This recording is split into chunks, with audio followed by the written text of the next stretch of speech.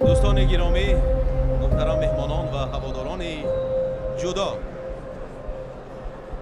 شما را به چمپیونات جمهوری تاجیکستان آید به جدا میان بزرگسالان خوش آمدید میگوییم.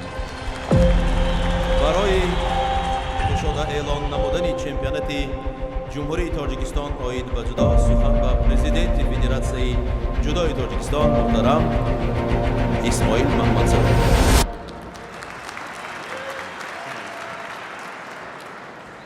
دوستان عزیز، مهمانان گرامی، چمپیونات جمهوری تاجیکستان را باید با جدا شده اعلام می‌نمایم.